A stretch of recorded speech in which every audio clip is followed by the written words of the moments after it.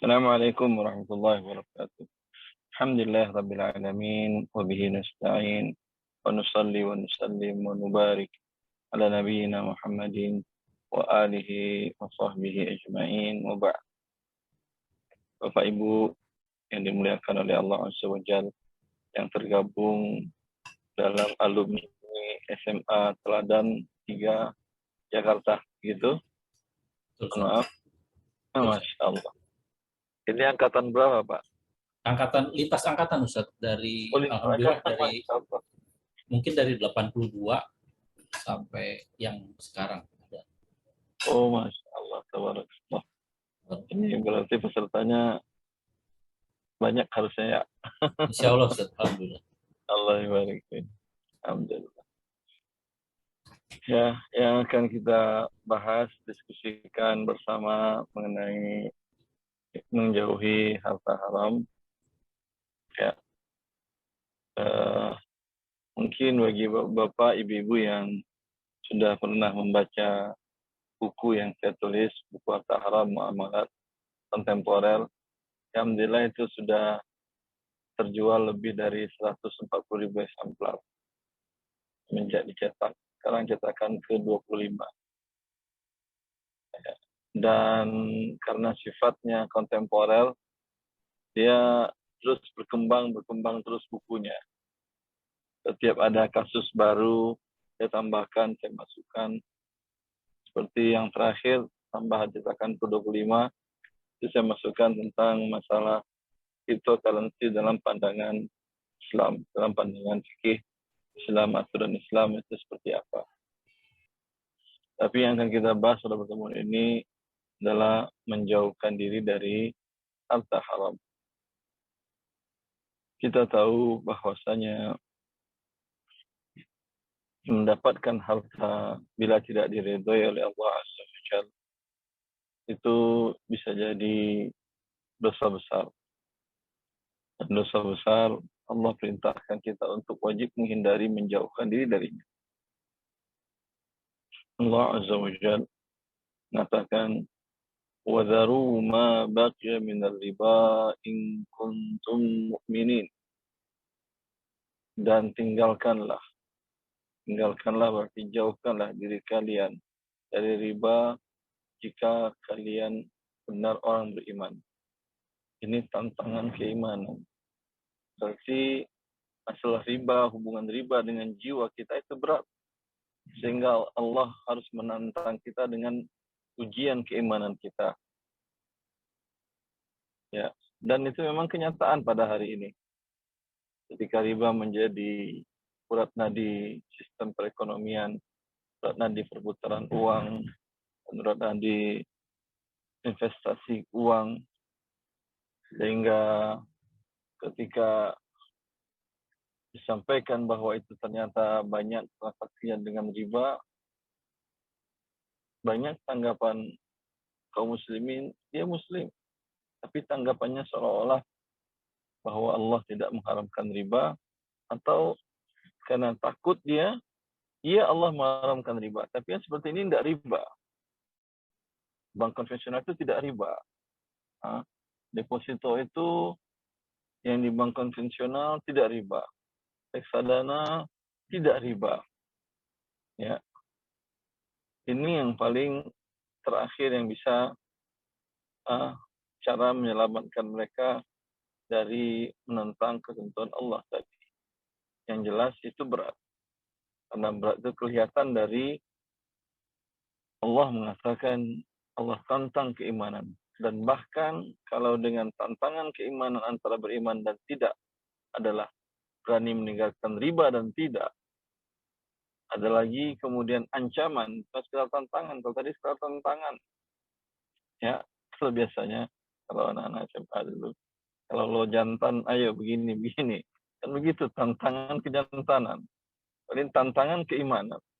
Berarti permasalahannya antara hubungan riba dengan kehidupan manusia itu sangat erat, kecuali hanya orang yang betul-betul beriman yang bisa terlepas, terselamatkan, dan terjauhkan dirinya dari riba tadi. Ya. Kemudian Allah ancam lagi. Kalau tadi sekedar tantangan. Sekarang ancaman. Fa'illam taf'alu. Allah dalam surah Al-Baqarah ini. Fa'illam taf'alu. Fa'zanu biharbim minallahi wa rasulih.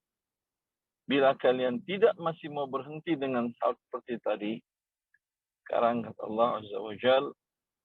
Kalian umumkan perang melawan Allah dan Rasul. Ini yang paling berbahaya. Seorang makhluk melawan penciptanya. Ya. Kalau manusia membuat suatu alat, kemudian alat itu melawan pemiliknya, tentu tidak masuk akal. Ini perbandingan yang tidak seimbang juga. Karena Allah Azza wa Jalla yang maha kuasa atas segala sesuatu, ya, itu yang dilawan. Mohon maaf, saya sekitar 30 meter lagi sampai rumah. Saya matiin dulu ya, ntar saya connect lagi. Ya. Kembali tadi kita melanjutkan bahwa Allah Azza wa Jalla, bagi orang Allah memerintahkan kita untuk meninggalkan riba, menjauhi riba. Dalam hadisnya tadi dari firman Allah. Dan firman Allah masalah riba itu sangat menakutkan. Sangat menakutkan. Karena Allah mengatakan, فَإِنْ لَمْ تَفْعَلُوا فَأْذَنُوا بِحَرْبٍ مِّنَ اللَّهِ وَرَسُولِهِ. Jika kalian tidak berhenti dari riba, maka berarti mengumumkan perang melawan Allah. Perang melawan Allah Azza wa Jalla. Tentu pasti berakhir kepada kerugian dunia akhirat bagi yang berani melawannya, di mana Allah Azza wa Jalla mensifati dirinya, wa ma qadarullah haqqa qadrih wal ardu jami'an qabdatuhu yawmal qiyamah was samawati matwiyatun biyaminih subhanahu wa ta'ala amma yusyrikun. Jibril alaihissalam, Rasulullah SAW melihatnya dalam rupa aslinya, itu menutupi ufuk, horizon tertutup. Begitu besarnya Jibril, dan memiliki 600 sayap. Kecepatan terbangnya bayangkan saja, 600 sayap, dan setiap sayapnya berfungsi terbang. Itu Jibril, makhluk Allah. Yang Rasulullah SAW mengatakan bahwa Jibril pada saat berada di hadapan Allah, pada saat Rasulullah Isra dan Mi'raj, itu Rasulullah melihat Jibril kalhilsil bali. Jibril di hadapan Allah itu bagaikan kain lusuh. Kain lusuh kan nggak bisa berdirikan, ya jatuh. Begitu Jibril yang besar itu di hadapan Allah Azza wa Jalla. Dan begitu langit dan bumi semuanya takut kepada Allah. Mereka semuanya bertasbih kepada Allah Azza wa Jalla. Maka bila ada anak Adam yang berani melawan Allah dengan perbuatan riba yang dia lakukan, ini sungguh sebuah kebodohan. Karena mereka tidak mengerti hakikat Allah Azza wa Jalla. Allah mengatakan, wal ardu jami'an qabdatuhu yawmal qiyamah. Orang-orang yang mensyirikatkan Allah, mendurhakai Allah, mereka tidak mengenal sesungguhnya dan tidak menghargai Allah sesungguhnya. Wal ardu bumi itu dalam qabdah Allah. Qabdah kalau bahasa Indonesia itu ini genggaman, ini qabdah. Kalau saya katakan umpamanya potongan mindil kit'ah, tisu ini dalam genggaman, berarti begini. Allah mengatakan bahwa bumi dalam genggaman Allah. Dan langit was-samawati watmiyatun biyamini. Allah lipat dengan tangannya. Allah lipat, langit dilipat oleh Allah. Berarti Allahu Akbar, Allah Maha Besar, itu memang besar seluruhnya, zatnya pun besar. Zatnya pun besar. Bukan hanya keagungannya saja dari sisi kemuliaannya, tapi zatnya Allah pun besar. Sekarang ini yang mau dilawan oleh manusia yang kecil. Bandingkan diri Anda dengan alam semesta ini, dengan bumi ini, dengan rumah Anda, tempat Anda tinggal dan berdiam dan berhidup. Banding berapa Anda dengan rumah Anda? Mungkin ada yang 1:30, ada 1:100, ya, tergantung besar rumahnya. Sekarang rumah Anda dibandingkan dengan kota tempat Anda tinggal, 1 banding berapa? Kota tempat Anda tinggal dibandingkan dengan Pulau Jawa, atau Pulau Sumatera, atau Pulau Kalimantan. 1 banding skala berapa? Kemudian pulau Anda dibandingkan dengan bumi seluruhnya, 1 skala berapa? Itu Allah katakan dalam qabdah Allah Azza wa Jalla. Lalu ingin melawan, ingin perang. Kalau Allah kirimkan kepada kita seekor virus COVID-19, Anda kelabakan luar biasa. Sekarang mau melawan Allah Azza wa Jalla, maka ini sesuatu yang tidak mungkin. Tapi itu yang Allah ancam para pelaku pencari harta dengan cara yang haram, atau orang-orang yang ingin mengembangkan hartanya dengan cara riba yang diharamkan oleh Allah. Hakikatnya dia bukan ingin mengais rezeki, bukan ingin menyambut rezeki, tapi dia sekarang sedang menghadang, sedang menantang hal yang merugikan dia di dunia dan di akhirat yang dia tidak mampu sama sekali melawan. Maka karena itu Allah menyuruh kita untuk meninggalkannya. Dan di dalam hadis Nabi, Rasulullah mengingatkan kita untuk meninggalkan berbuat riba. Ijtanibus sab'al mubiqat. Hindarilah oleh kalian 7 hal yang menghancurkan dunia kalian, jiwa kalian, fisik kalian, mental kalian, ya, harta kalian dan seluruhnya. Di antaranya kata Nabi SAW, wa akilur riba, yaitu 7 hal yang menghancurkan. 7 hal yang menghancurkan itu adalah di antaranya memakan riba. Ya, berjudi Allah haramkan.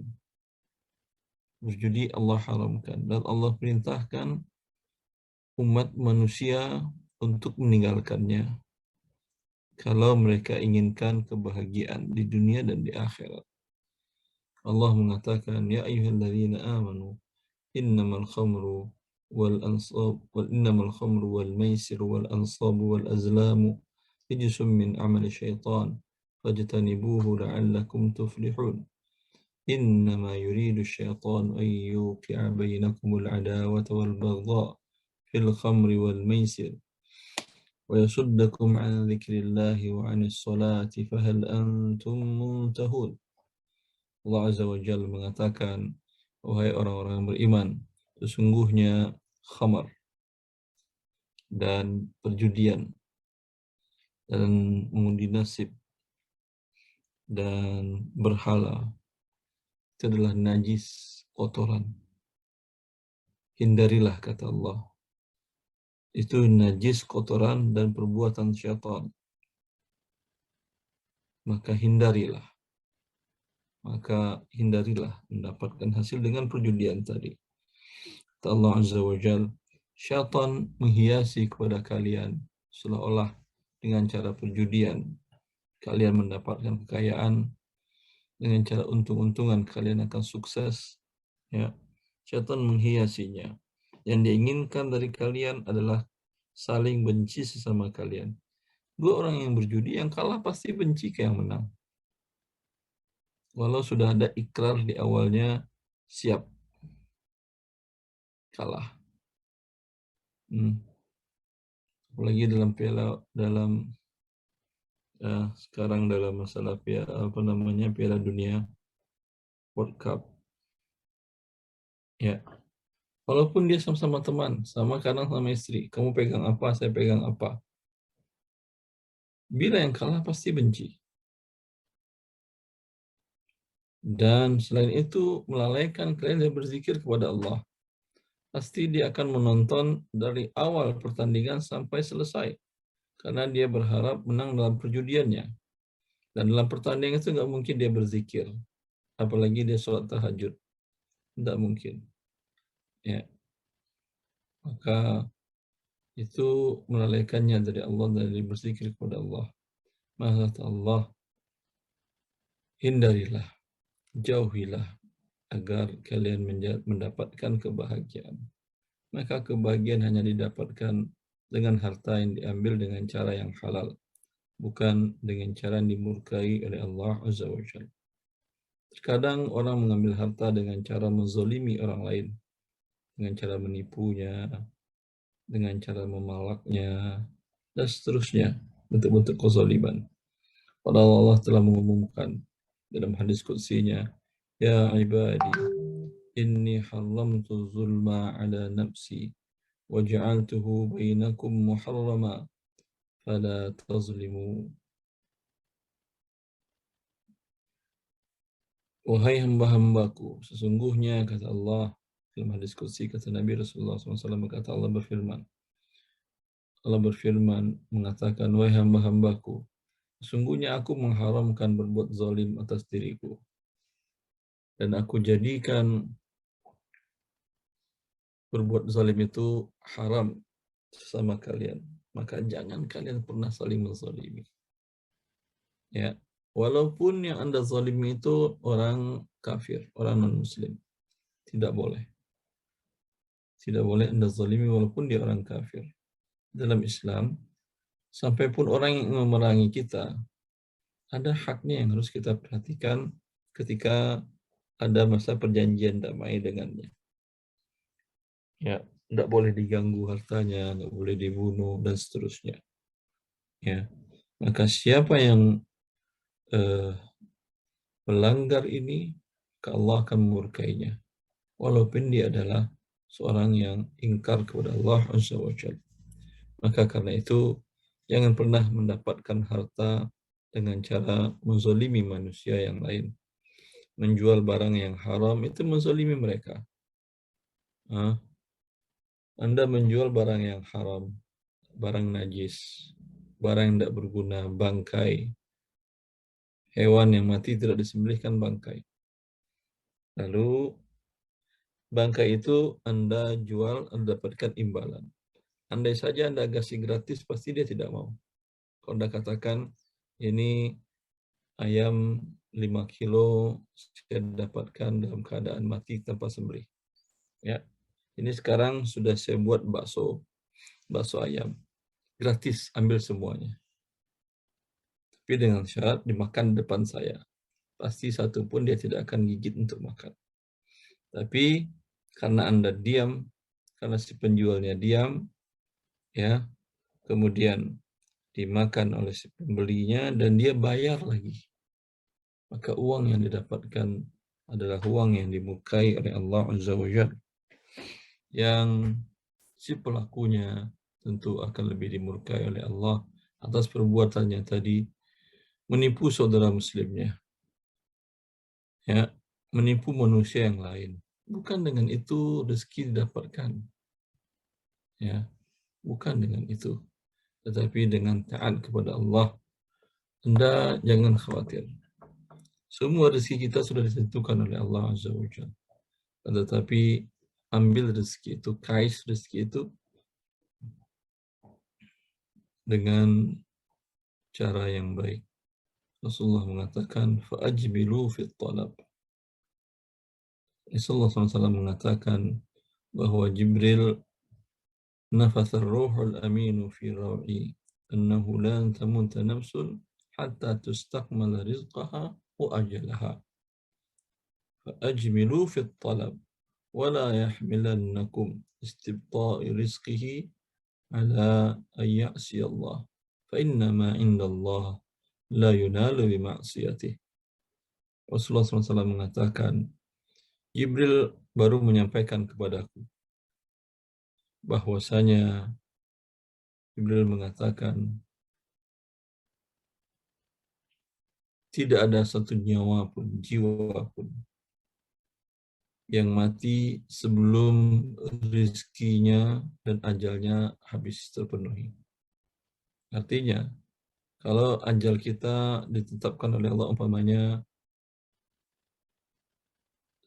900 tahun, 900 bulan, maaf, 900 bulan. Sekarang baru 899 bulan. 899 bulan, 28 hari. Kurang 2 hari, Anda belum mati. Ya. Walau Anda sakit berat apapun juga. Pas 2 hari lagi, walau Anda dalam kondisi fit, meninggal. Begitu juga dengan rezeki. Allah tuliskan rezeki Anda umpamanya sekian triliun. 1 triliun, 2 miliar, 300 juta, 75.250 rupiah. Tinggal 250 rupiah belum Anda terima. Belum mati. Terima 250 rupiah, mati Anda setelah itu. Ya, ada teman dia bercerita, saya yakin sekali hadis Nabi itu, Ustaz. Karena saya mengalami, kata dia. Ayah sakit, kemudian dioperasi, operasi bagian penyakit dalamnya. Kemudian biasanya setelah operasi kan tidak boleh mengkonsumsi apapun sampai buang angin. Tapi qadarullah, pas yang jaga ayah di waktu itu tidak punya pengalaman, tidak punya pengetahuan juga, dan nggak dengar juga nasihat dokter. Yang jaga ayah, anaknya masuk bawa es krim. Itu ayah tunjuk-tunjuk es krim kepada keluarga yang jagain itu. Dikasih itu es krim, langsung meninggal.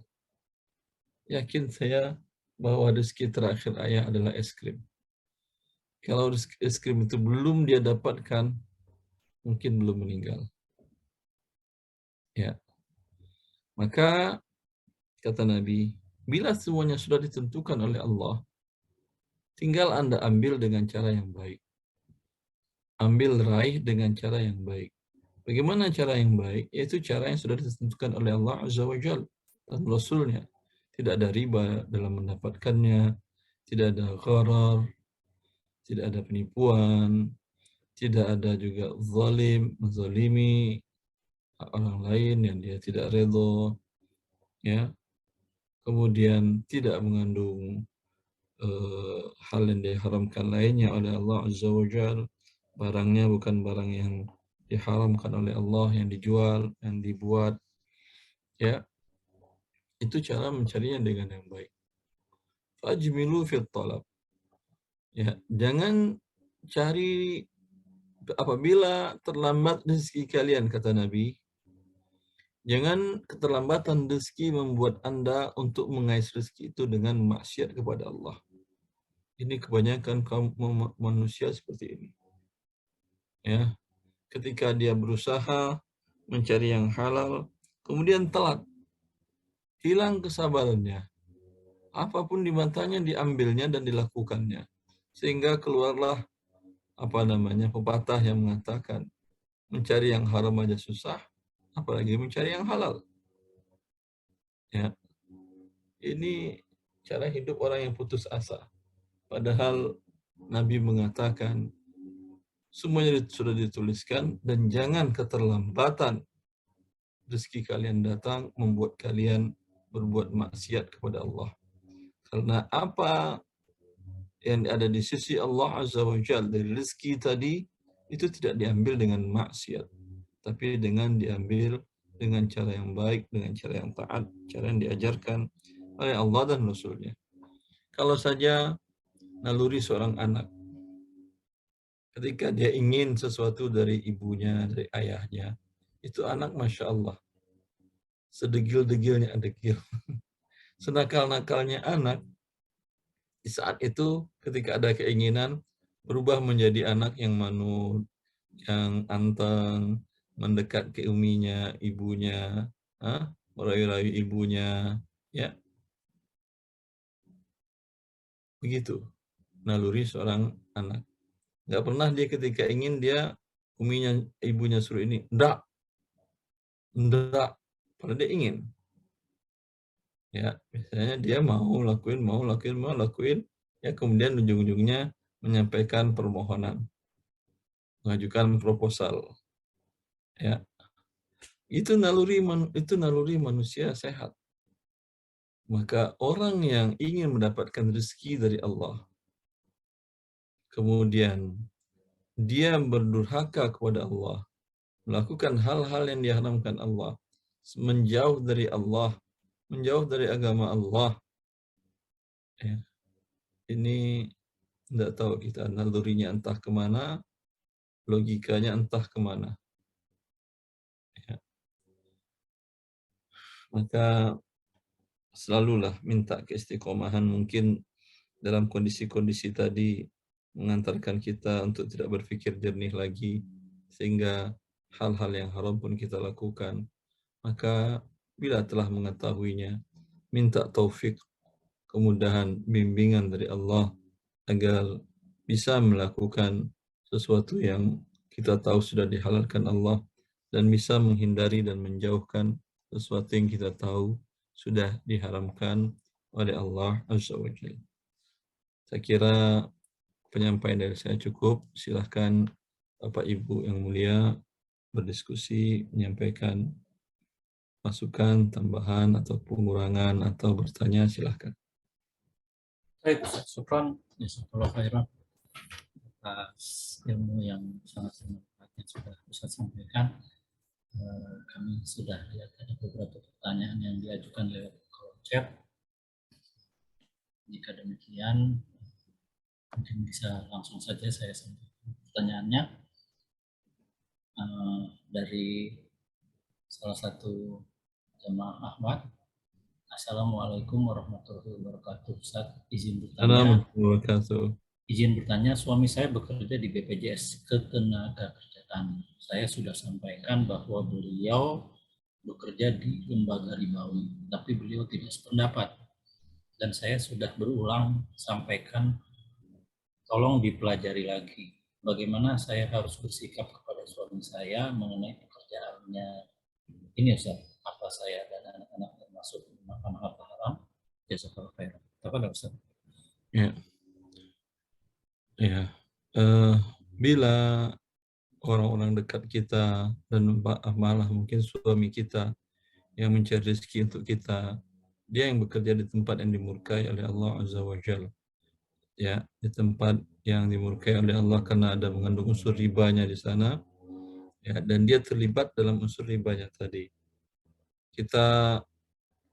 Bila kita memiliki kemampuan untuk menafkahi diri sendiri dan anak-anak, umpamanya mungkin dengan harta waktu bekerja dahulu, atau hibah dari orang tua, hibah dari teman-teman yang kita tahu bukan dari yang haram, itu ada, cukupkan diri kita dan anak-anak dengan hidup dengan itu, dan bahkan ajak suami makan itu agar dia dapat yang halal.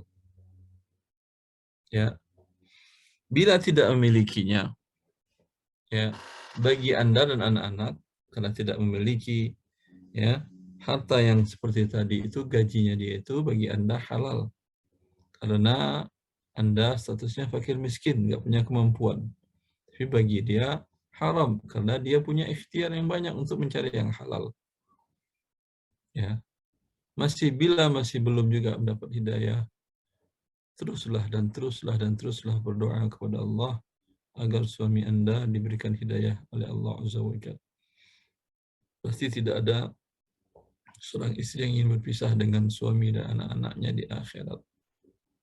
Ya, berpisah di dunia, mungkin salah satu lebih dulu wafat, itu pasti akan dihadapin. Tapi berpisah di akhirat, ini berat untuk kita hadapi.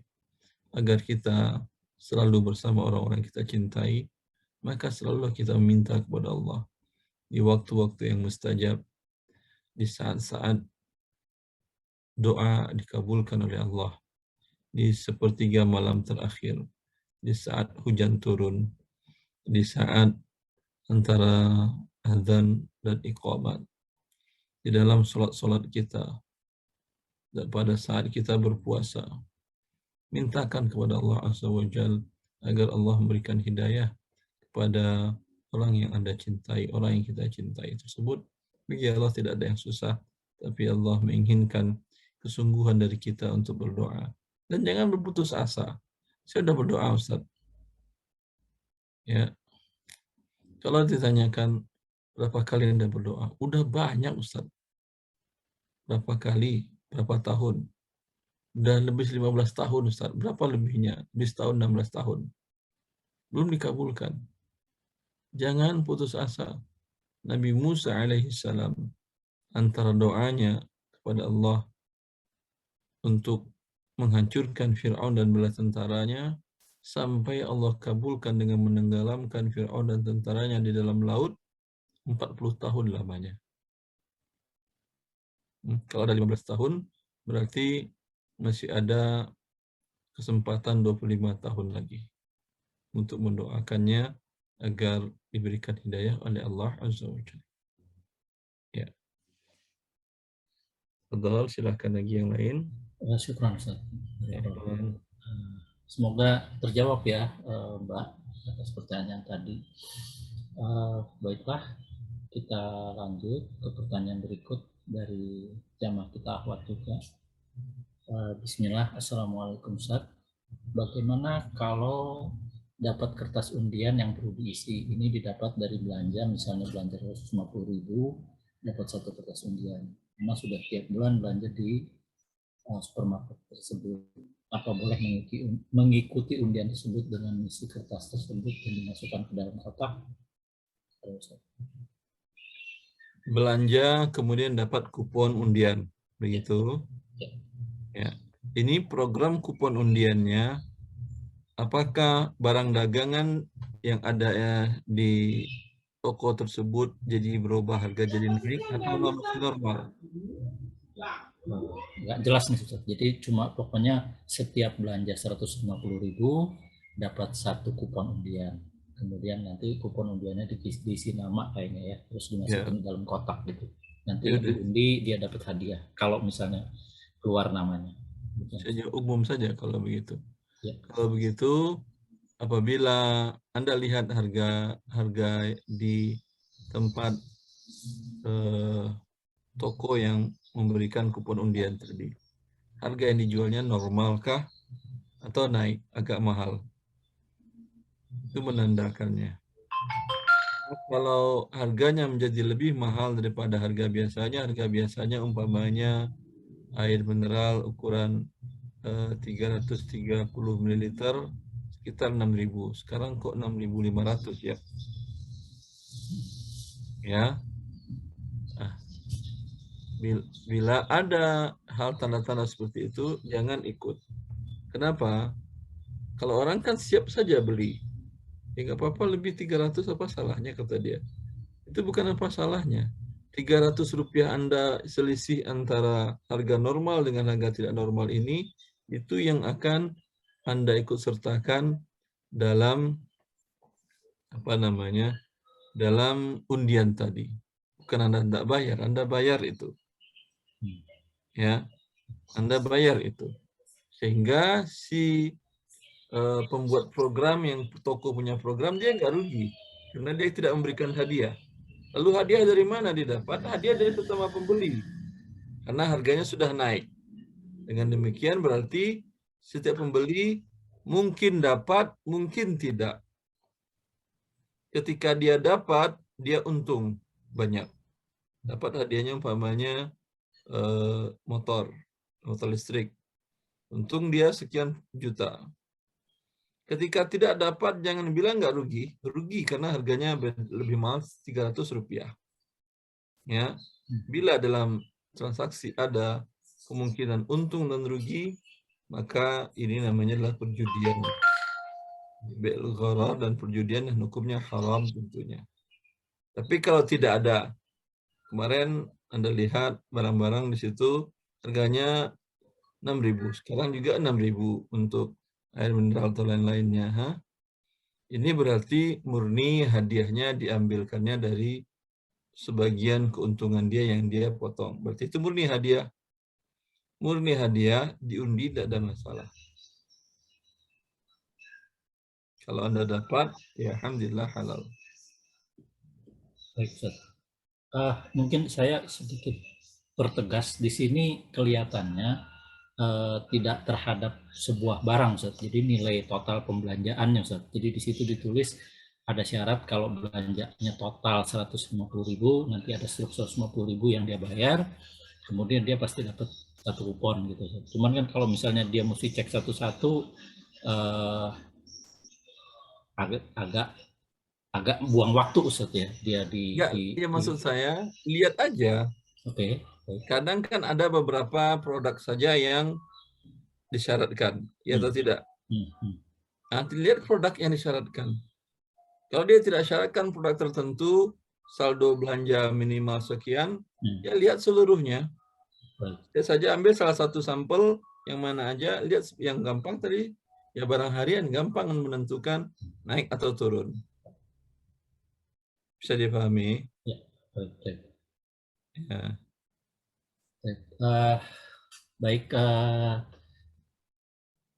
Ukti, jadi udah jelas ya. Jadi kalau misalnya nilai totalnya itu memang tidak ada perubahan dari tiap-tiap item, harganya menjadi lebih mahal dari kebiasaannya, maka undian itu boleh saja diikuti. Tapi kalau ternyata di dalam item-item struk belanja ternyata ada beberapa barang yang ternyata harganya jadi menjadi lebih mahal akibat dari adanya undian ini, jadi sebaiknya undian ini nggak usah diikuti.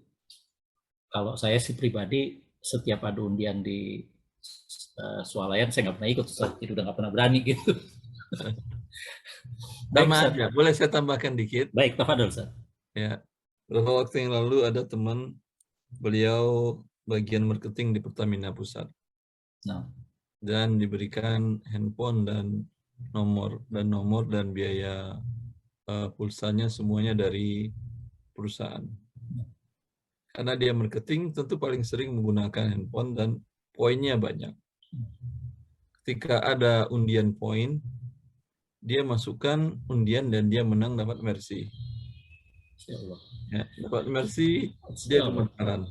Ini gimana ini Ustadz, kata dia. Halal apa tidak?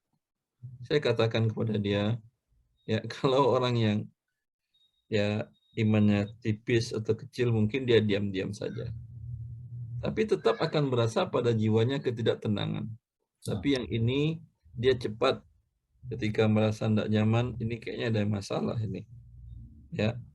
Dia tanyakan ke saya katakan, ini poin itu kan bisa ditukar dengan barang atau ditukar dengan pulsa, jasa pulsa. Berarti dia bernilai barang dan jasa. Kemudian Anda ikutkan undian, berarti bisa hilang, bisa Anda menang.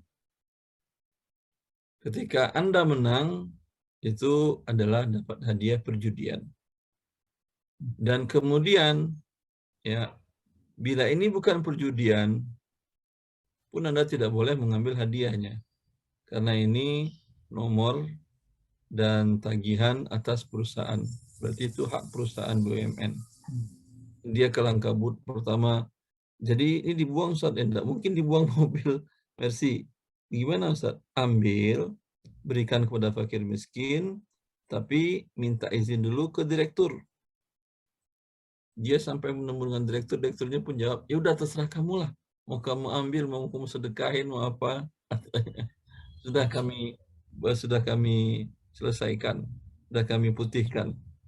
Itu ternyata sikap dia begitu kepada dirut itu membuat dirut itu punya punya perasaan sesuatu dengan karyawannya ini, yang teman saya ini. Tidak lama setelah itu dia diangkat menjadi direktur marketing di Pertamina Pusat. Ya. Dengar katanya direktur umum dirut Pertamina Pusat butuh orang-orang jujur untuk posisi-posisi penting.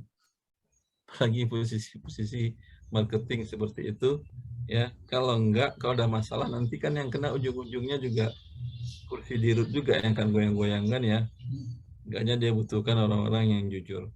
Yang kita maksud di sini adalah orang yang jujur ini dia hanya ingin takut kepada Allah, ya, bukan tujuannya dunia. Tetapi bila orang taat kepada Allah, tidak mungkin Allah menelantarkannya. Ya, sedangkan orang yang durhaka kepada Allah masih diberi Allah rezeki. Dan mungkin orang yang taat kepada Allah kemudian tidak mendapatkan apapun dari Allah Azza wa Jalla. Ya, seperti itu, Pak. Baik, sekarang Ustaz. Jazakallah khair. Baik, kita lanjut ke pertanyaan berikut. Mudah-mudahan cukup masuk waktunya ya. Bismillah, izin bertanya Ustaz. Saya karyawan di sebuah perusahaan swasta. Dari perusahaan ada program yang bertujuan agar karyawannya bisa bertahan dalam waktu yang lama di perusahaan tersebut. Karyawan dengan masa kerja minimal 2 tahun akan diberi tambahan uang 3% dari gaji basic. Setiap 2 tahun, prosentasenya terus naik menjadi 5% sampai maksimum 15%. Tapi karyawan diwajibkan ikut menyetor minimum 2% dan maksimum 50% dan akan otomatis dipotong dari gaji setiap bulannya. Lalu uangnya disimpan di dalam bank. Apakah program seperti ini diperbolehkan?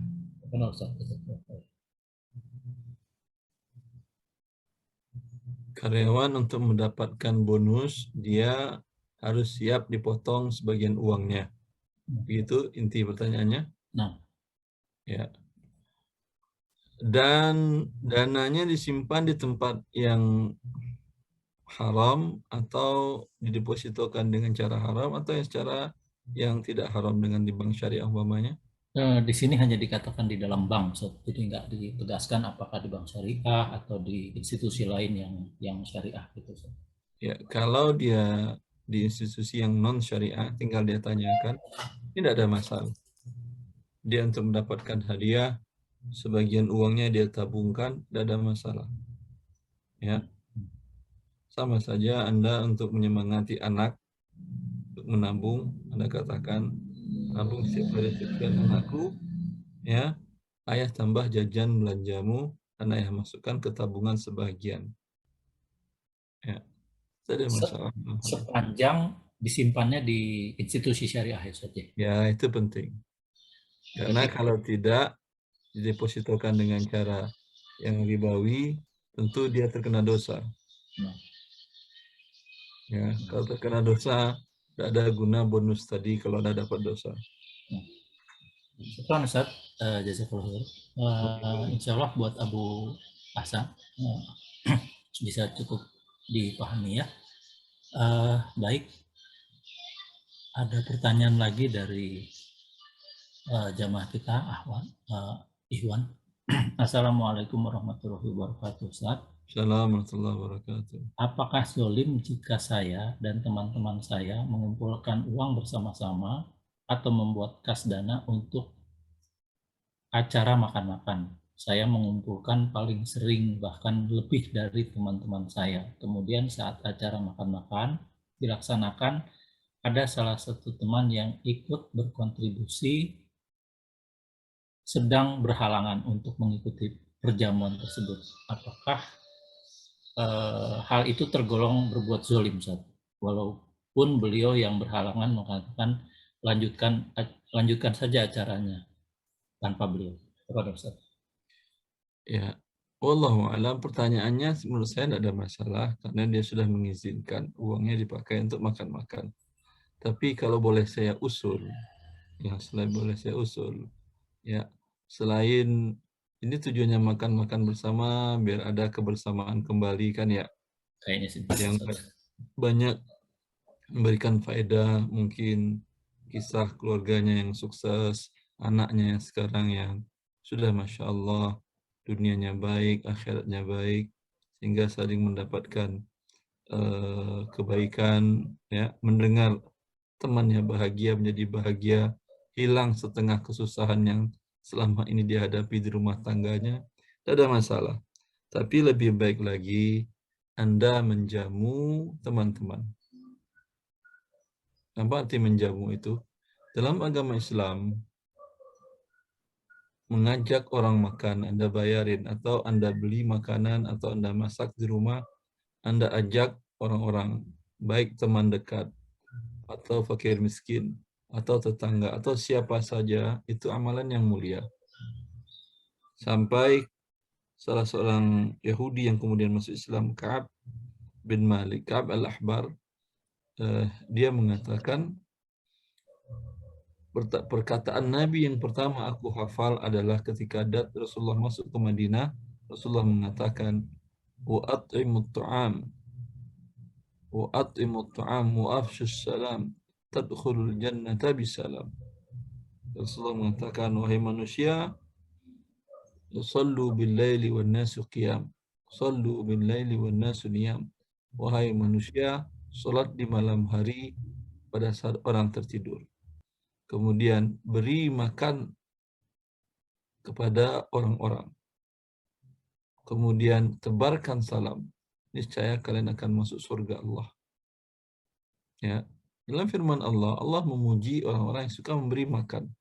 Wa yut'imuna at-ta'ama 'ala hubbihi miskinan wa yatiman wa asira.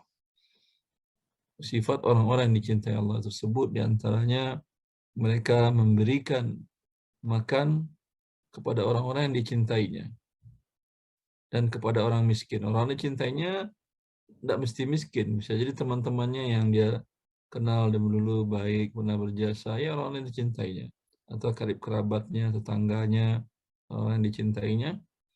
Bemiskinan, dan memberi makan ke orang miskin. Ini mungkin nggak tetangga, mungkin tetangga dan seterusnya. Wa asiran, asiran orang tawanan itu berarti kan ditawan musuh kan ya. Sampai pun memberi makanan kepada musuh, itu dalam Islam merupakan ibadah yang luar biasa. Maka biasakan. Mungkin beda. Kalau di yang pernah saya lihat di Arab Saudi itu, ada namanya Syekh Sulaiman Ar-Rajihi. Beliau pemilik saham sepertiga saham Bank Ar-Rajihi, bank Islam terbesar di kota di Saudi Arabia. Itu setiap hari saat setelah selesai zuhur, itu basement rumahnya sana umumnya pakai basement rumahnya terbuka untuk yang mau ikut dengan beliau makan siang, tak berbayar. Silakan ikut setelah sholat zuhur, ikuti beliau, ikut ke basementnya, ambil makanan, semua makanan yang enak ada di sana, tak ada berbayar. Kadang bisa makan bersama dia 30 orang, 40 orang, jamaah 50, ya. Dan kalau hari raya Idul Fitr, ya, saya punya syekh dulu, profesor rahimahullah ta'ala, Syekh Saleh bin Ghanim Masadlan. Habis selesai sholat Idul Fitr, itu beliau umumkan, kaum muslimin yang hadir saya jamu makan di rumah saya. Basement juga muat sekitar 400 orang. Itu di sudut-sudut sudah ada kambing dengan nasi kebuli. Kambingnya ada sekitar 5 atau 10 ekor ada. Kemudian buah-buahan lengkap, minuman-minuman jus lengkap. Subhanallah. Yang mau makan silahkan. Syekh makan ambil duduk.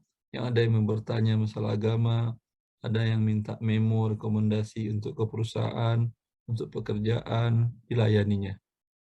Itu cara beliau dengan masyarakat jamaah di rumahnya. Ya, kalau kita tidak bisa seperti itu ya semampunya kita lah. Kita tidak terlalu kaya umpamanya. Minimal teman-teman dekat, orang-orang dekat, ya, ajak makan di rumah. Kita yang nanggung, kita yang udah makan ke sana yuk. Ya, saya yang hari ini saya yang bayarin. Daripada iuran-iuran seperti tadi. Kedekatan tercapai dan lebih jauh lagi dekatnya. Ya, dan mungkin nanti yang lain juga bulan depan saya insya Allah, ya, mumpung anak-anak juga lagi pada di rumah umpamanya, ya, silahkan ke rumah ya. Ya, tidak digilir sehingga tidak memberatkan bagi yang jatuh gilirannya. Bagi yang mau silahkan. Kalau nggak ada yang mau, semuanya dalam keadaan sulit seperti dalam keadaan sekarang umpamanya, ya, ya tutup dulu aja acara ini. Tidak acara tidak wajib. Ya, itu suatu hal yang sangat mulia dan terpuji. Wallahu a'lam. Abdul Akhir, lanjut. Saya bisa syukran. Jazakallah khair. Semoga terjawab ya. Ada pertanyaan lagi dari Ikhwan. Assalamualaikum Ustaz.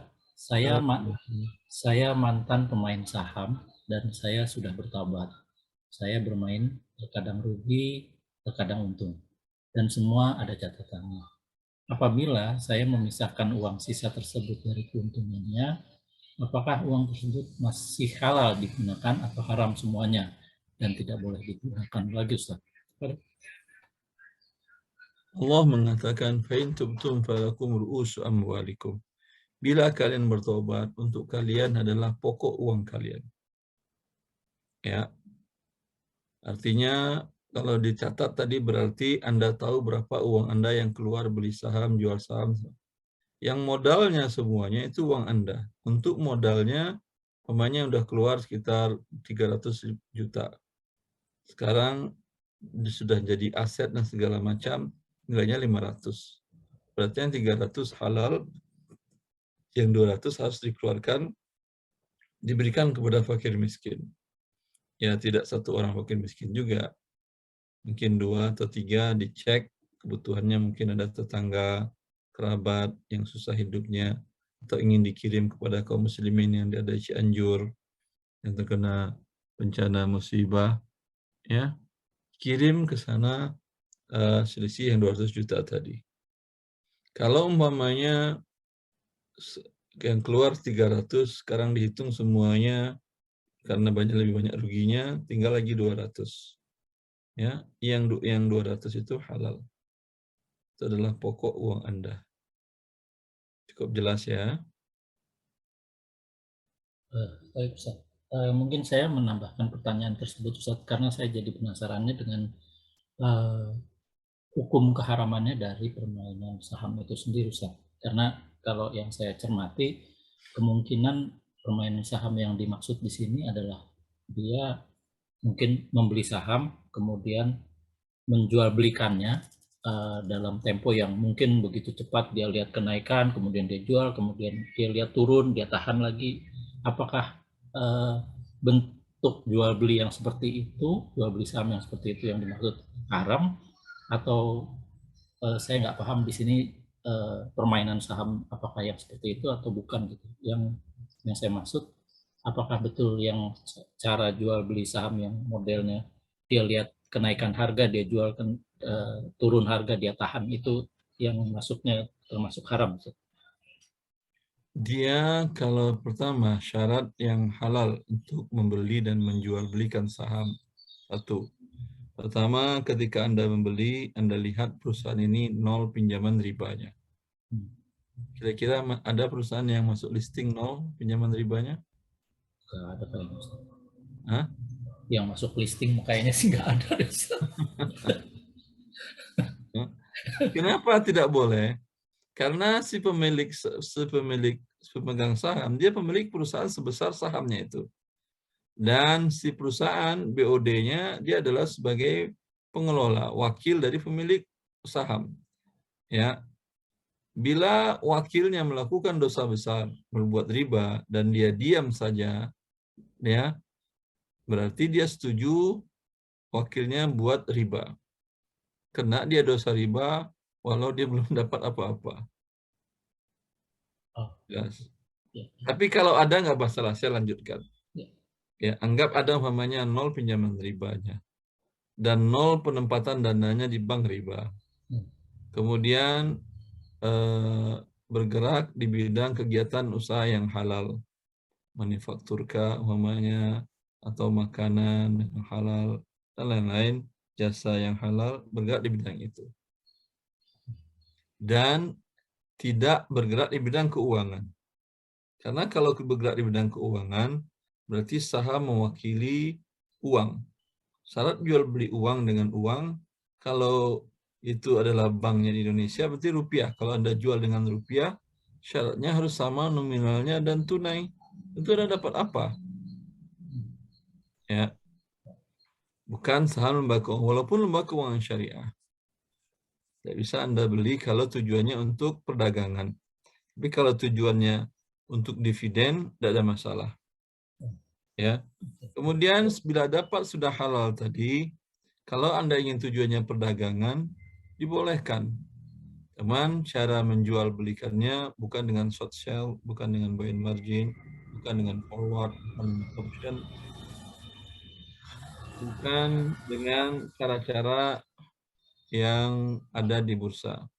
Anda jual berapa harganya, ya murni karena naik sekarang capital gain-nya dan capital gain-nya naik, Anda murni jual lebih tinggi dari harga Anda beli, ya tidak ada masalah.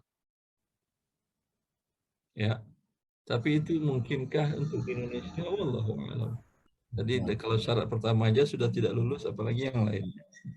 Tapi kalau ada umpamanya, di sekarang kan ada SCF kan ya, securities crowdfunding, ada yang syariah juga. Dan saya katakan tadi saya di Ketua Dewan Persetujuan Penerbitan, Dewan Komite Persetujuan Penerbitan di SCF LBS Urundana. Ya, itu kita menjual saham, menjual sukuk juga sudah berharga kepada para investor yang listing di kita dan kepada dari penerbit yang listing di kita, ya itu juga ada perdagangannya. Itu kita lihat seperti sekarang ada perusahaan rumah sakit ibu dan anak di Sumatera. Itu ketika mereka ingin mengajukan pembiayaan, selama ini mereka self-funding. Tidak ada modal dari luar. Tapi ketika tahu bahwa bisa sebetulnya dapat ke modal yang halal dengan cara membuka saham, ya, mereka mengajukan untuk membuka sahamnya butuh dana sekitar 10 miliar. Kita lihat laporan keuangannya, kita kata ada dua hal tadi. Kalau kegiatan usahanya sudah benar, rumah sakit ibu dan anak, mereka dokternya semuanya perempuan, perawatnya semua perempuan, tidak ada laki-laki. Apalagi laki-laki yang satpamnya atau dokter senior, oksigen yang senior, karena untuk mengambil keputusan akhir biasanya fungsinya. Kemudian mereka ingin minta diterbitkan saham, kita cek keuangan laporan keuangannya, ada pinjaman bunga riba, ada pinjaman di bank riba, minta untuk diselesaikan. Dan ada penempatan dana di bank riba, minta untuk dimigrasikan semua rekeningnya. Alhamdulillah, beberapa pekan yang lalu selesai dan sudah di listing. Yang ingin membeli silahkan. Berarti kan ada, tapi bukan listing di bursa Bursa Efek Jakarta atau Bursa Efek Indonesia, tapi di securities crowdfunding. Dan itu mirip pembiayaannya dengan mudharabah yang dibenarkan dalam syariat. Ya. Baik, Ustaz. Syukran, Ustaz. Semoga jelas ya buat penanya. Baik, kita lanjut. Kita masih punya waktu beberapa menit ke depan. Dari Ahwat, Assalamualaikum warahmatullahi wabarakatuh, Ustaz. Assalamualaikum warahmatullahi wabarakatuh. Apaan izin bertanya, muamalah atau hal apa saja yang termasuk haram, Ustaz? Syukran. Baca di buku saya Harta Haram Muamalah Kontemporer. Kalau secara garis besarnya riba, gharar atau judi atau zalim. Rinciannya banyak sekali. Ya, rinciannya ada sekitar 300 produk kalau tidak salah saya di buku Harta Haram itu, karena judulnya buku Harta Haram, Anda gampang carinya. Temu, ini berarti haram, ini berarti haram, ini berarti haram. Ya. Baik, Ustaz. Mudah-mudahan dipahami ya, Kan dipahami, mudah-mudahan dibaca sampai selesai. Ya. Ana sekarang pegang kitabnya Ustadz yang cetakan ketiga, yang sekarang sampai cetakan berapa? 25. 25, yang ketiga baru berapa halaman? Baru berapa halaman? 570-an Ustaz yang Sekarang sudah 730 halaman. Masya Allah. Masya Allah. Tapi berarti Tambahan terakhir ada cryptocurrency dalam pandangan fikih. oh Masya Allah. Berarti Anda cukup beli yang ke cetakan ke-25 aja Ustaz kan ya? Boleh, atau yang cetakan ketiga tadi itu semua tambahan bisa untuk unduh di erwandi@tirmizi.com atau Oh kalau Masya tidak Allah. salah. Masya Allah. Taib Ustaz, taib. Syukran. Syukran Gratis, Ustaz. tinggal diunduh, kemudian di print, ya dimasuk-masukin di halaman-halamannya. Baik Ustaz. Syukran Ustaz. Waduh Masya Allah. Ini informasi yang bermanfaat sekali. Baik, mudah-mudahan pertanyaan yang tadi bisa dipahami dan bisa diperjelas dengan membaca kitab dari Ustaz ya. Diamalkan. Baik, kita lanjut Ustaz. Mudah-mudahan masih cukup waktu ya. Dari Ahwat juga ini. Bismillah. Assalamualaikum warahmatullahi wabarakatuh Ustaz. Ustaz, Ana bekerja di salah satu instansi pemerintah. Qadarullah, Ana dulu pernah memakan uang tips dari orang yang pernah Ana tolong. Sekarang Ana baru tahu kalau itu tidak boleh diterima walaupun orang itu ikhlas. Gimana cara Ana bertaubat dari dosa tersebut? Ustaz, jazakallahu khair. Itu yang tips. Yang lain mungkin waktu SMA mungkin banyak. Makan gorengan di kantin sekolah. Makan 5, bayar 2. Hitung-hitung lagi. Karena itu nggak bisa diselesaikan dengan minta maaf istighfar kepada Allah. Dia berkaitan dengan hak manusia. Maka Allah tidak memaafkan sebelum manusia yang kita zalimi itu memaafkannya. Kalau ibu punya kantin masih hidup, masih ketemu, minta halalkan, ya bayarlah berapa aja. Mamanya kasih uang 1 juta, sudah seneng banget itu ibu itu. Mungkin doanya panjang Anda doakan untuk Anda. Walaupun mungkin yang Anda makan lebih kurang. Mungkin Anda makan 1.300.000, biar 1 juta. Bu, kalau kurang mau ikhlaskan ya? Ya. Gitu juga kalau berlebih saya ikhlaskan ke ibu, ya seperti itu. Ada yang mengenai yang tadi, yang tips juga perkirakan.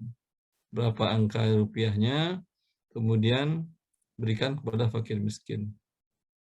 Tapi mengenai SMA, itu mungkin kalau SMA-nya baru 4 tahun yang lalu, mungkin belum terlalu banyak inflasinya. Kalau sudah SMA-nya tadi 82, itu inflasinya dihitung lah. Dulu makan gorengan 50 rupiah, sekarang masa 50 rupiah lagi? Ya enggak lah. Sekarang dulu makan 1,5 rupiah juga ada kan ya? 5 rupiah gorengan.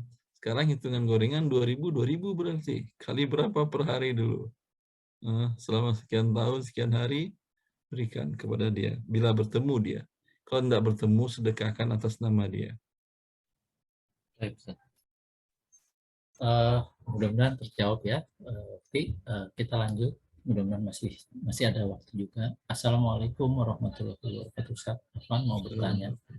Sebuah perusahaan kontraktor di mana pimpinan dan jajaran direksinya semua muslim. Apakah baik bila menerima pekerjaan untuk pembangunan rumah ibadah agama selain agama Islam tentunya, berarti di sini seperti gereja. Lalu di tengah perjalanan kekurangan modal dan mengajukan pinjaman ke suatu badan, di mana badan tersebut memberikan pinjaman dengan potongan di awal 20% dari nilai pinjaman. Pada saat pengembalian diminta menambahkan 5% dari nilai pinjaman. Apakah ini diperbolehkan dalam Islam? Ya, kita akan hidup di akhir zaman. Tidak semua kaum muslimin mengerti mana yang riba, mana yang diharamkan oleh Allah Azza wa Jalla. Ya, maka bila sudah di situ, kalau belum di situ ya jangan dekat-dekat. Tapi bila sudah di situ, kan tadi jauhin yang haram. Tapi bila sudah di situ, kewajiban Anda menasihatinya. Mana yang dimurkai Allah agar mereka berhenti darinya. Seperti tadi membangun rumah ibadah, bukan rumah ibadah Islam. Kenapa tidak dibolehkan? Di tempat itu Allah didurhakai. Tempat itu Allah disandingkan dengan makhluknya. Di tempat itu orang menyeru selain Allah. Di tempat itu Allah dilecehkan. Kita tidak menyebutkan agama tertentu, tapi yang jelas semua agama selain agama Islam itu melecehkan Allah. Bukankah Allah mengatakan tadi, "Wa ma qadarullaha haqqa qadrih." Orang yang berbuat syirik kepada Allah, tidak menyembah Allah, durhaka Allah, mereka melecehkan Allah. Ya, mereka tidak menghormati Allah seperti sesungguhnya Allah Azza wa Jalla. Ya, maka membangun rumah ibadahnya ikut membantu tempat di mana Allah didurhakai. Maka hukumnya haram. Walaupun pemiliknya muslim, mungkin dia tidak mengerti. Kita sampaikan. Dengan cara yang baik tentunya. Kalau kita katakan, kalau ada rumah orang musuh kamu, atau kompetitor kamu lah, ya, ingin dibangun oleh saya minta izin ke kamu. Kira-kira kamu mengizinkankah atau tidak? Jawabannya tentu tidak. Ya, apalagi ini orang yang menentang Allah pencipta langit dan bumi dan pencipta manusia seluruhnya.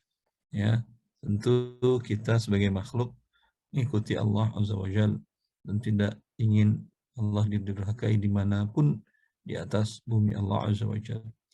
Kemudian dia berikan pinjaman sekian puluh miliar, umpamanya 10 miliar, dia potong umpamanya sekian persen yang diterima adalah 9,5 miliar.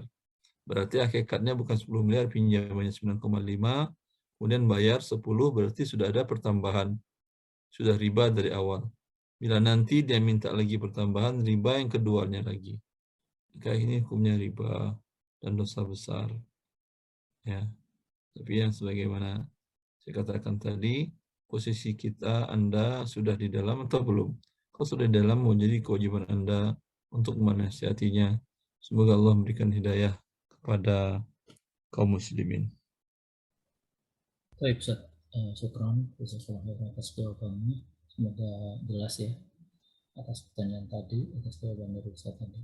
Baik, kita masih berlanjut sedikit dari Ahwat juga. Afwan Ustaz, izin bertanya, apakah boleh ikut perlombaan atau acara yang ditarik biayanya terlebih dahulu kepada Ustaz? Kalau biayanya untuk hadiah, tidak boleh. Itu adalah perjudian. Tapi kalau biayanya tidak ada hubungan dengan hadiah mulai dari sponsor, tinggal dilihat jenis perlombaannya apa. Kalau jenis perlombaannya ini dibolehkan untuk menerima hadiah seperti pacu kuda, pacu unta, memanah, dan yang semakna dengan itu lomba karya ilmiah, atau lomba menghafal Quran, lomba artikel yang bermanfaat, jurnal menulis artikel yang bermanfaat untuk manusia, untuk warga sekitar, untuk negara, maka itu dibolehkan ikut dan boleh bila menang dapat hadiahnya. Bila tidak terpenuhi yang tadi, tidak boleh ikut. Mudah-mudahan terjawab ya. Berarti izin dilanjutkan beberapa pertanyaan lagi, Ustaz.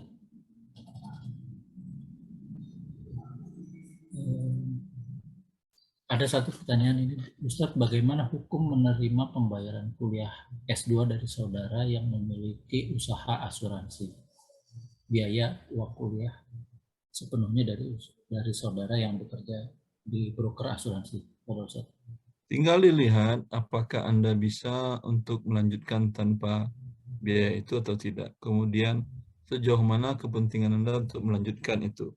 Kalau berkaitan dengan status umpamanya dosen harus S2 ya, atau guru sekarang juga harus S2 kan ya? Ya. Enggak. Iya, Ustaz. Guru SMA harus S2. Minimal S2. S2. Ya. Kalau guru harus S2 berkaitan dengan keberlangsungan kerjaan Anda, berarti dia sangat penting. Ya, maka dengan demikian Anda tidak mampu dengan dana sendiri, bagi Anda uang seperti itu halal. Jadi statusnya hadiah, Ustaz. Halal bagi Anda, bagi dianya tidak menambah pahala. Bagi yang memberikan, bagi saudaranya tidak halal, bagi Anda yang terima halal, karena memang kalau dia bertobat, uang itu boleh untuk fakir miskin. Sekarang kondisi yang menerima ini untuk S2 ini kan kondisinya tidak mampu umpamanya untuk meneruskan kuliah, sedangkan dia diharuskan untuk melanjutkan kuliah ke jenjang S2. Wallahu a'lam.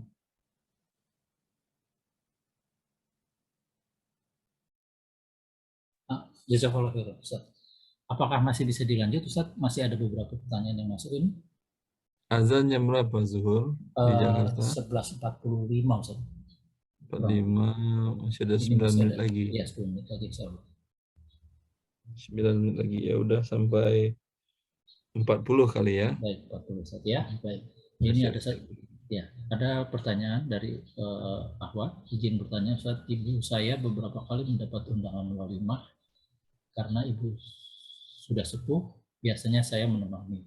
Di undangan hanya tertera nama ibu saja. Biasanya saya tidak ikut makan, tapi kerabat tuan rumah memaksa untuk menikmati hidangan. Bagaimana hukumnya, Ustaz? Nggak ada masalah. Ya, kalau Anda merasa tidak nyaman, ya lebihkan aja di amplopnya. Ya, walaupun tujuan amplop itu bukan untuk mengganti makan, bukan. Itu dia memberikan hadiah makan, Anda juga memberikan hadiah uang. Ya, Allahu a'lam. Ustaz, mudah-mudahan jelas ya.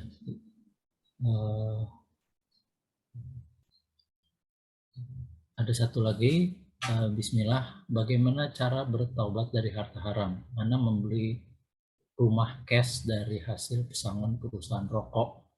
Ana berniat menjual rumah itu dan hasilnya sebagian buat modal usaha dan bangun rumah lagi. Mohon pencerahannya, Ustaz. Saya kepikiran dengan masalah ini, Ustaz. Syukran wa jazakallahu khair. Allah barik fiik. Rokok memang hukumnya haram. Bekerja di situ haram, menjualkannya juga haram. Haramnya karena dia merusak manusia. Dan dia fungsinya untuk merusak manusia. Andai saja tidak dapat uang dari rokok itu, kita buat rokok, kita kasih orang gratis. Kita berdosa karena membantu dia untuk mempercepat kematiannya. Membantu dia membunuh dirinya. Kan tertera pada setiap waktu itu rokok membunuhmu. Ya, maka seorang muslim tentu tidak halal bekerja di sana, uangnya tidak halal. Ya. Maka bila dahulu tidak tahu, berbanyak istighfar kepada Allah Azza wa Jalla. Tidak tahu mungkin karena ada silang sengketa fatwa. Mungkin bahkan sampai sekarang juga masih ada beberapa ustadz, beberapa dai ya yang menganggap rokok itu makruh. Walaupun para tim dokter sudah mengharamkannya dan mengatakan alat pembunuh. Itu kan nggak ada lagi yang lebih kejam dari itu. Tapi ya sebagian dai itu masih bilang begitu sehingga banyak kaum muslimin yang masih tertipu dan masih bekerja di sana, apalagi uangnya pun cukup banyak didapatkan. Ya, dengan adanya syubhat tadi, sekarang Anda yakin semoga yang telah berlalu dimaafkan oleh Allah Azza wa Jalla. Wallahu a'lam. Maka dengan demikian, hasil yang Anda dapatkan sekarang semoga tidak masalah. Mau Anda jualkan, mau Anda bikin usaha baru, silahkan. Tapi memperbanyak bersedekah tentu lebih baik untuk mengurangi wa'atbi'is sayyi'atal hasanata tamhuha. Dan Nabi SAW ikutkan dosa-dosa yang lalu dengan banyak berbuat baik. Semoga kebaikan menutupi dosa dan kesalahan. Baik, Ustaz. Sesuai dengan tadi Ustaz katakan kita harus berakhir di 11.40 karena waktunya sudah sampai. Kami cukupkan, saya rasa, Ustaz. Saya mohon maaf ini. Kami mohon maaf untuk satu pertanyaan terakhir. Mungkin tidak bisa kita ajukan ya, Ustaz, ya, karena takut terlalu keburu masuk di huruf. Kita tutup saja, Ustaz.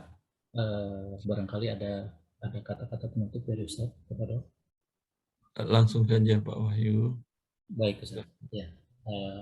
Baiklah kalau begitu, sahabat Filah, telah kita tadi simak kajian tausiah ceramah dari Ustadz kita, Ustadz Juna, Ustadz Dr. Irwandi Tarmizi. Syukron, jazakallah khair, jazakumullah khair buat Ustadz dan istri yang sudah memfasilitasi kajian ini bisa terlaksana. Barakallahu fikum. Semoga kita diberi petunjuk lebih banyak lagi. Baiklah teman-teman, karena waktu sudah menunjukkan pukul 11.41 menjelang zuhur, mungkin kita akan segera tutup. Tapi ada permohonan Ustadz, ini akan untuk PDF linknya bisa yang untuk tambahan revisi nanti saya sampaikan ke istri saya biar diberitahukan ke. Baik Ustadz, baik, syukron Ustadz. Jadi nanti dari update buku muamalah harta haram kontemporer akan dapat update dari istri Ustadz ya. Syukron Ustadz sekali lagi, jazakumullah khair, barakallahu fiik atas tausiahnya, atas pencerahannya yang sangat luar biasa, Masya Allah. Semoga nanti kita bisa lanjutkan lebih dalam lagi dengan pembahasan kitabnya lebih dalam lagi Ustadz ya. Baiklah sahabat filah, kita tutup majelis kita, kajian kita pada pagi sampai siang hari ini dengan taharatul majelis. Subhanakallahumma wa bihamdika asyhadu an la ilaha illa anta astaghfiruka wa atubu ilaik. Wassalamualaikum warahmatullahi wabarakatuh.